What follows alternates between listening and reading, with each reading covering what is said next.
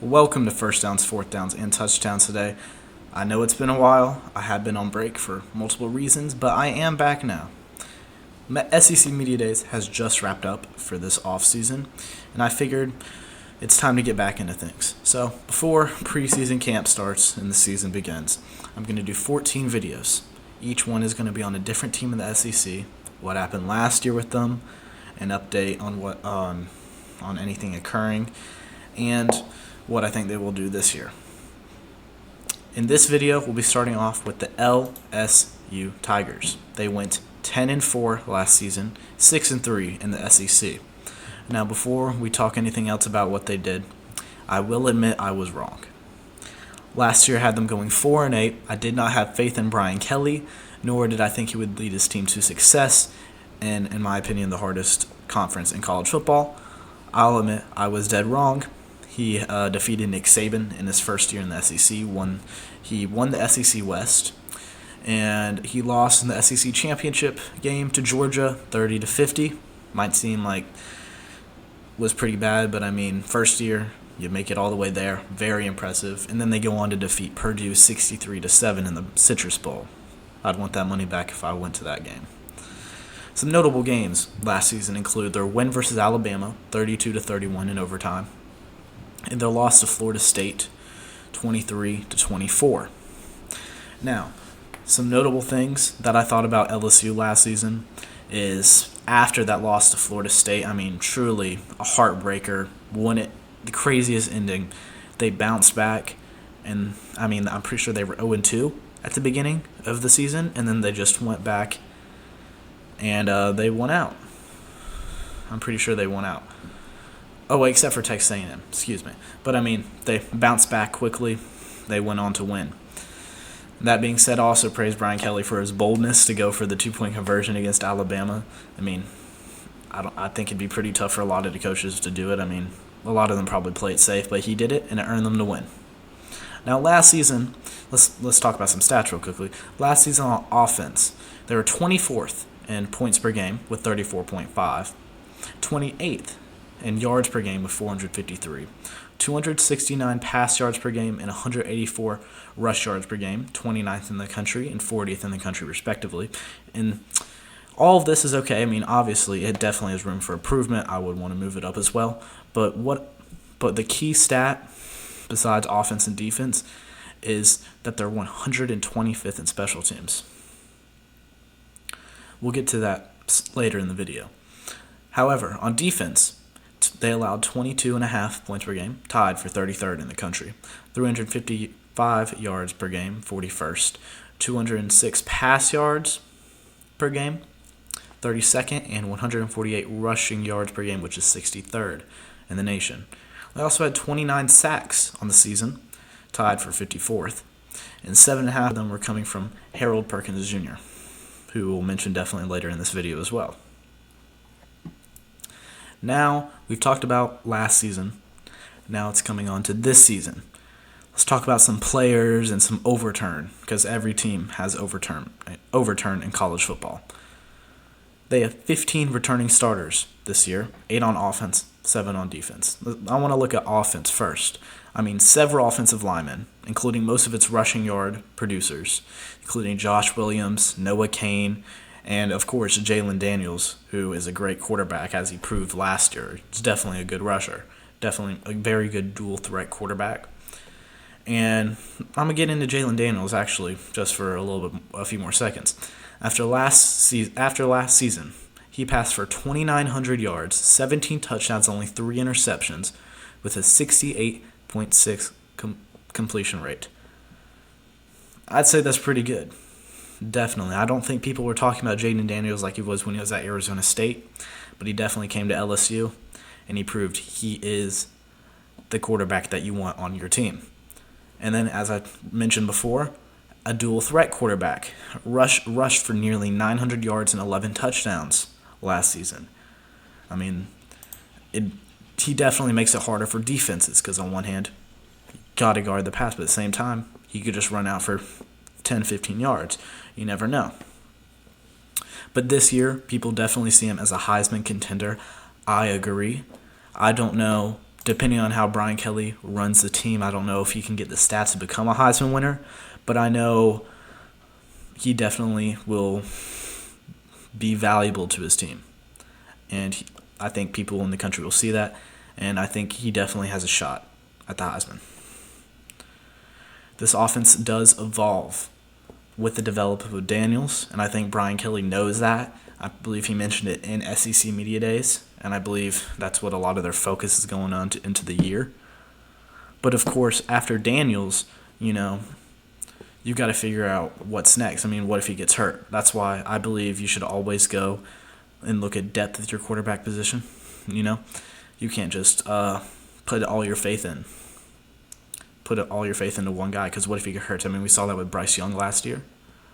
Jalen Milroe had to step in for a few weeks. What if that happens with Jaylen Daniels? I mean, what is LSU going to do? But hopefully that doesn't happen. I wish nothing bad upon Jaylen Daniels. But back to the offense. They return a 1,000-yard receiver in Malik Nabers. I hope I pronounced that right. And some significant losses include Jere Jenkins and Keyshawn Bout, both pretty good wide receivers. But I still have faith in this LSU offense. Now, to the defensive side of the ball. Significant losses at the edge with B.J. Ojolari and Ali Gay. I hope I said his name right. Or Ali. Hope I did not butcher that. But some other losses were they lost a lot of production at the cornerback and defensive back position, which led to additions in the transfer portal. And usually, when you have to go to the transfer portal for something, for a certain position, especially a skill position like cornerback, it's pretty concerning. So this season, LSU has new faces and inexperience into the secondary, which definitely is not something you want. Tennessee last year had, in my opinion, the best offense in the entire country. I think many people will agree with that. I think some stats will definitely show that. But because of their secondary, I swear I'm not trying to funnel this into this, but we scored 63 points on them just passing. It shows if you don't have that pass defense, it can get very concerning. We saw that with Tennessee last year. Hopefully LSU stops that problem before it can begin. But some positives with the defense include returners of probable SEC first All-American best defenders, including Harold Perkins Jr. and Mekhi Wingo. Those are two absolutely great players. Some people even have Perkins into the Heisman race.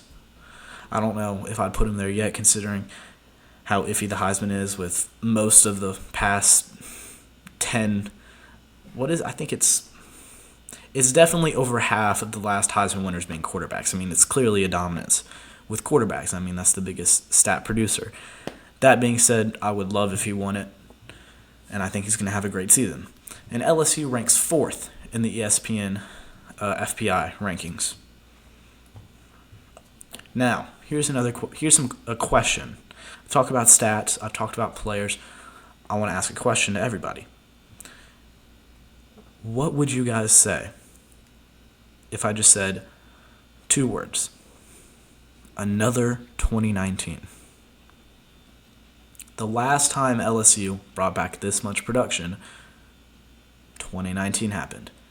Jaylen Daniels, in my opinion, has the potential as well as he is the first returning quarterback with the same offensive coaching staff since Joe Burrow. Now, yes, Jaylen Daniels is different from Joe Burrow in many ways. I think Joe Burrow's a much talented passer, but that puts nothing against Jaylen Daniels. Joe Burrow was a Heisman winner, first-round draft pick. Jaylen Daniels definitely uses his legs more, but the hype continues to build around Jaylen Daniels and this offense and this entire team. I think people, especially the fan base, are excited to see this team, especially that Florida State game. I think is going to be absolutely through the roof. I would join the LSU hype train. I really believe this year they're going to do something pretty special. But in order to do that, LSU has some things they need to do. First, they have to win out. LSU cannot drop games like they did last year against Texas A&M and Tennessee if they want to make the college football playoffs or anywhere higher around that area. They can't drop those games, right? They can't do that. Second, It's better special teams performance. Like I said a while ago, they were 125th in special teams performance. I remember that one play in the SEC championship game, the field goal gets blocked, and they all start walking off the field.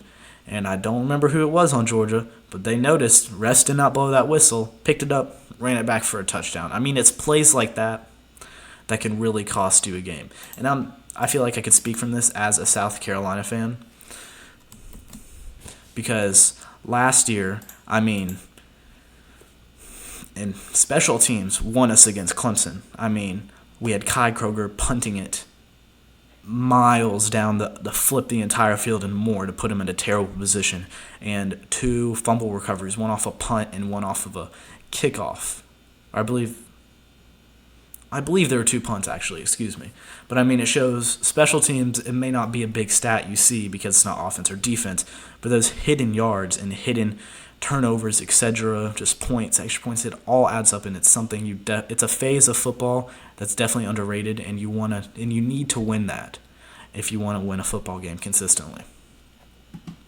Third, Jaylen Daniels needs to perform at a high standard with his offense. Like I said earlier ago, the offense evolves around Jaylen Daniels. If he plays well and great, maybe a Heisman contender, Heisman level worthy plays and stats, that team can go up with him. If he has a disappointing year, those way too many interceptions, doesn't run like he did last year, trying to force too many passes or plays, then the offense will probably go down with him. So Jaylen Daniels, I think they're definitely going to try to make sure there's not too much pressure on him, because you can't put too much pressure on a quarterback or anyone whatsoever. I think that just leads to collapse. It's not good. But at the same time, he needs to perform at the high standard that LSU needs in order if they want to have a more successful season than last season. And then finally, get off the field on third down. I believe Brian Kelly talked about this in SEC Media Days. They ranked 74th in third down percentage, having teams completing 39% of third downs against them. You definitely want to get your defense off the field much better, especially when you're in the SEC. And if you don't get them off then there's a very likely chance they'll score. And I mean, obviously that's bad. So they're definitely going to have to work down on their third down offense, get them off the field, let their offense go back, try to score some more points, win the game. Now, we've talked about LSU as a team, but now we're going to go to the odds. Their win total this year is 9.5. I think that's a pretty solid number, basically the same as last year's number. And they have plus 450 odds to win the SEC. I believe they're behind Georgia and Alabama. I think those are the only 2 they're behind.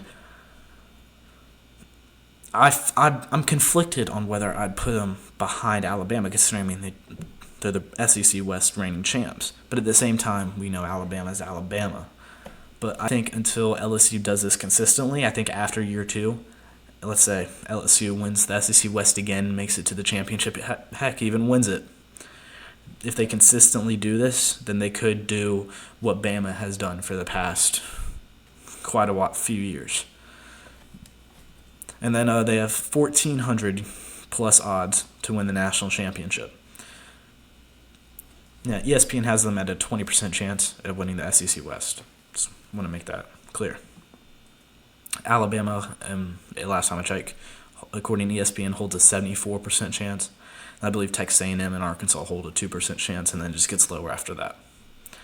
Now, we've talked about the odds. Now we're going to go on their schedule. Now you might be wondering, do we have a good schedule this year? I mean, you definitely don't have the easiest schedule, but you are pretty favored with when it comes to home and away games. You have 7 home games, more than half your games are home, 4 away games, and 1 neutral site game, that being Florida State.